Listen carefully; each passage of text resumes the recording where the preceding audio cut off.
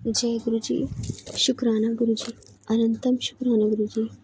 संगत जी, आज मैंने एक आंटी का सत्संग सुना और उन्होंने बताया कि उनका जो बेटा था वो बहुत मुश्किलों से बचा।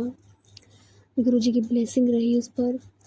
तो संगत जी, आंटी ने बताया कि उनका बच्चा स्टार्टिंग में जब हुआ 9-10 महीने का रहा होगा या 8 महीने का, तो वो अधिकतर बीमार ही रहता था और डॉक्टर्स बोलते थे कि इसको दांत निकल रहे हैं, मसूड़े फूल रहे हैं, इसलिए इसको फीवर रहता है, उल्टी रहती है, दस्त रहता है। तो एक दिन वो अपने मायके चली जाती है, वहाँ जाती है तो उनके बच्चे की आंखें मतलब पलट जाती है, जिससे मतलब जैसे दूर टाइप का होता है ना, जैसे आंखें ऊपर हो जाती है, लटेट जाता है बच्चा इस तरह से। तो फिर वो उनकी जो मम्मा होती है वो फटाफट मतलब हॉस्पिटल लेके जाती है और जब हॉस्पिटल जाते हैं तो डॉक्टर बच्चे की कंडीशन देखता है, उसकी रिपोर्ट वगैरह ले चेकअप वगैरह करता है। तो डॉक्टर उसको देखते ही बोलता है कि आप मैं जानती हूँ कि आपने क्या किया है, अपने बच्चे की हालत कैसी कर दी है। वो बताते हैं डॉक्टर कि आपके बेटे की कंडीशन बहुत ख़राब है, कोई उम्मीद नहीं है कि ये बच भी सकता है।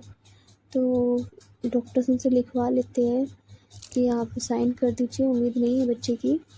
तो वो उस बच्चे का बुखार उतारने के लिए उसे बर्फ़ की सिल्ली पर लेटाते हैं और कुछ टाइम बाद जब उसका बुखार उतर जाता है तो उसका फिर प्रॉपर ट्रीटमेंट चलता है। वो 24 दिनों के लिए हॉस्पिटल में एडमिट रहते हैं अपने बच्चे के साथ और उनका राखी का त्यौहार भी हॉस्पिटल में ही मनता है। फिर डॉक्टर निकाल देते हैं राखी की, बस इतनी देर बहुत है।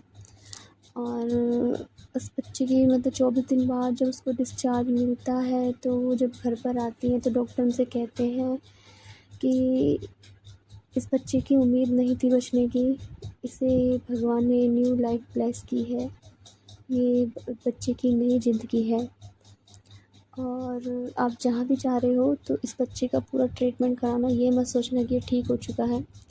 तो जब घर आते हैं तो वहाँ पे उसका ट्रीटमेंट कराते हैं।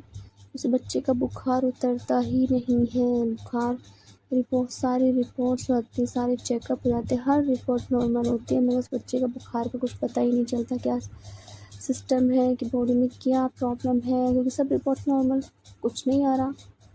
MRI के लिए बोलते हैं तो उसमें वो भी रिपोर्ट नॉर्मल लिखते हैं, तो कुछ आता ही नहीं है।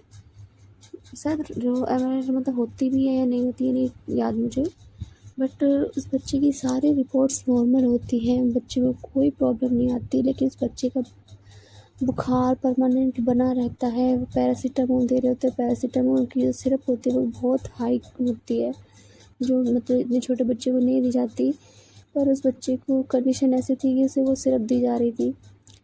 तो एक दिन उसकी मम्मी कहती है, आंटी की मम्मी, कि तुम ना बड़े मंदिर जाओ। पहले शायद वो उनको सबरूप ला के देती हैं, फिर कहती हैं कि तुम बड़े मंदिर जाओ, जो भी वहाँ प्रसाद मिले खुद भी खाना और अपने बच्चे को भी थोड़ा सा ज़रूर खिलाना। तो जब जाती हैं आंटी जी तो वहाँ जो चाय प्रसाद मिलता है, मतलब जो लंगर प्रसाद मिलता है, जो भी प्रसाद उन्हें वहाँ मिलता है वो अपने बच्चे को ज़रूर खिलाती है, थोड़ा थोड़ा बच्चे को ज़रूर खिलाती हैं। तो फिर जब वो घर आती हैं उसके बाद गुरु जी के जल प्रसाद से वो उस बच्चे को देना शुरू करती हैं। दवाई भी पूरा ट्रीटमेंट चलता रहता है। तो धीरे धीरे वो एक नोटिस करती हैं कि जो बच्चे का बुखार है पहले उतरता ही नहीं था, दवाई देने के बाद भी धीरे धीरे उस बच्चे का बुखार उतरना शुरू हो गया। मतलब उतरता था पर चढ़ जाता था, लेकिन वैसा नहीं था कि उतरता ही नहीं था। गुरु जी की ब्लेसिंग से उसका बुखार उतरना शुरू हुआ और धीरे धीरे धीरे करके उसका बुखार एकदम ठीक हो गया। उसे फिर बुखार नहीं हुआ, वो बच्चा सही हो गया। और आंटी बताती हैं कि डॉक्टर ने बोला था कि 5 साल तक आपको उस बच्चे का बहुत ध्यान रखना है, बहुत ज़्यादा ख्याल रखना है, पर गुरु महाराज जी ने उनके 5 साल की जगह 2.5 साल में ही उसके सारे कष्ट काट दिए, बच्चे को प्रॉपर ठीक कर दिया और आज वो गुरु जी की बहुत अच्छी संगत है।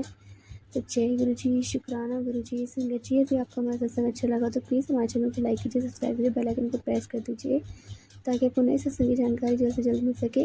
और संगत जी, यदि आप भी अपना सत्संग शेयर करना चाहते हैं तो प्लीज़ हमें व्हाट्सएप पर रिकॉर्ड करके भेजिए।